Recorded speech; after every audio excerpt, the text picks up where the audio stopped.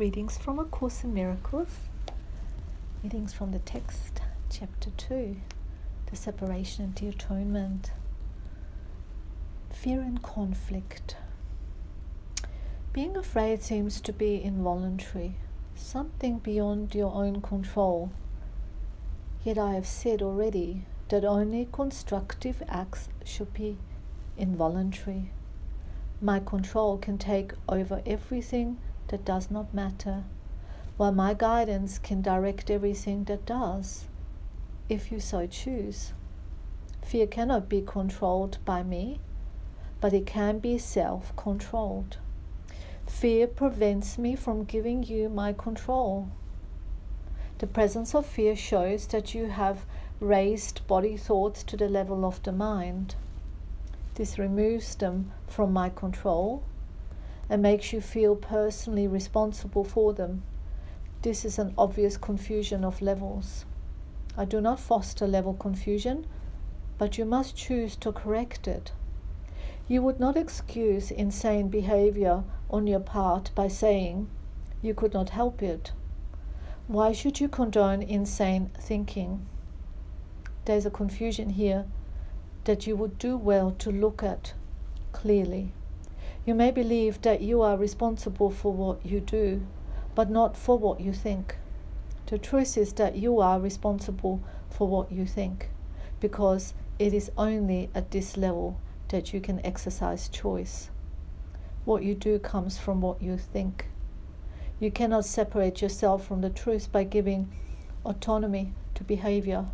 This is controlled by me automatically as soon as you place what you think under my guidance.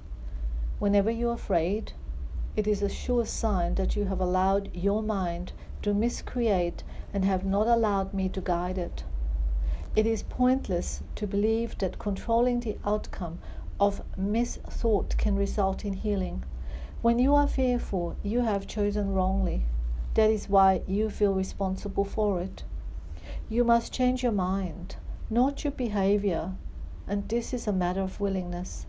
You do not need guidance except at the mind level. Correction belongs only at the level where change is possible. Change does not mean anything at the symptom level where it cannot work. The correction of fear is your responsibility.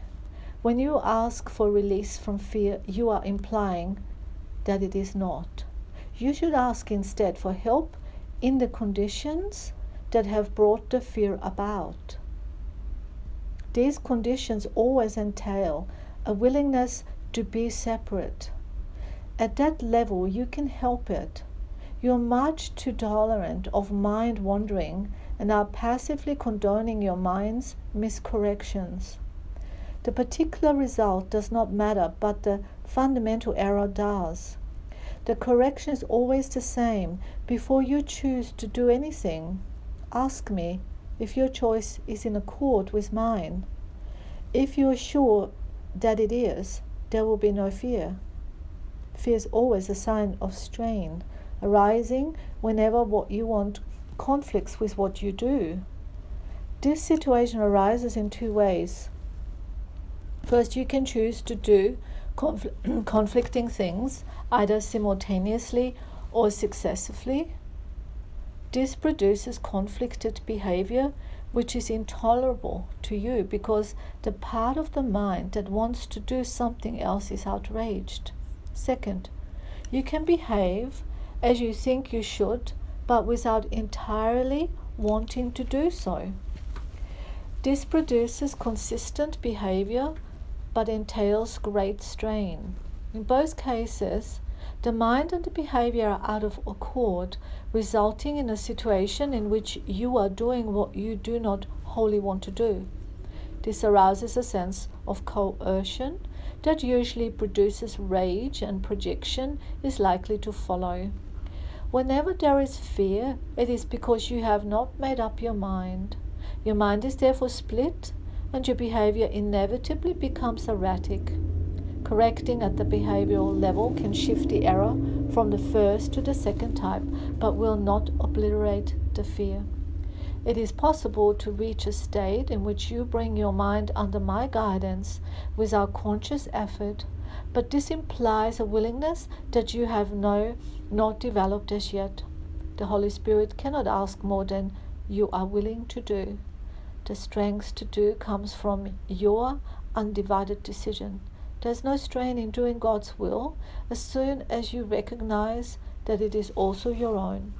The lesson here is quite simple, but particularly apt to be overlooked. I will therefore repeat it, urging you to listen. Only your mind can produce fear.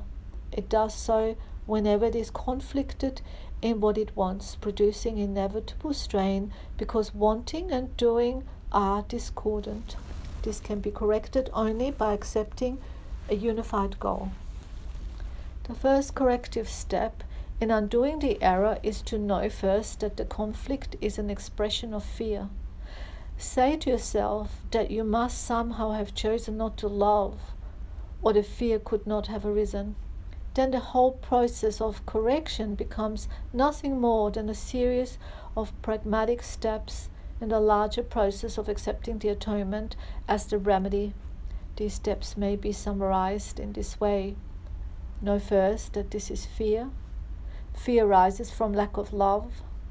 The only remedy for lack of love is perfect love. Perfect love is the atonement. I have emphasized that the miracle, or the expression of atonement, is always a sign of respect from the worthy to the worthy.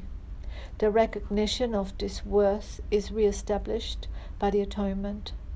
It is obvious then that when you are afraid, you have placed yourself in a position where you need atonement. You have done something loveless, having chosen without love. This is precisely the situation for which the atonement was offered. The need for the remedy inspired its establishment. As long as you recognize only the need for the remedy, you will remain fearful. However, as soon as you accept the remedy, you have abolished the fear. This is how true healing occurs. Everyone experiences fear, yet it would take very little right thinking to realize why fear occurs. Few appreciate the real power of the mind, and no one remains fully aware of it all the time. However, if you hope to spare yourself from fear, there are some things you must realize and realize fully. The mind is very powerful. It never loses its creative force. It never sleeps. Every instant it is creating. It is hard to recognize that thought and belief combine into a power surge that can literally move mountains.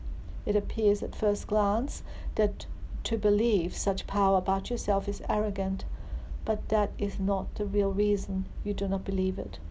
You prefer to believe that your thoughts cannot exert real influence because you are actually afraid of them. This may ally awareness of the guilt, but at the cost of perceiving the mind as important, as impotent. Correction, as impotent. If you believe that what you think is ineffectual, you may cease to be afraid of it, but you are hardly likely to respect it. There are no idle thoughts. All thinking produces form at some level. It's very powerful. And I will repeat the last paragraph. I apologize for the misspelling. This may ally awareness of the guilt, but at the cost of perceiving the mind as impotent. If you believe that what you think is ineffectual, you may cease to be afraid of it, but you are hardly likely to respect it. There are no idle thoughts. All thinking produces form at some level. And this indeed is a very, very powerful statement to be aware of, that there are no idle thoughts. All thinking produces form at some level.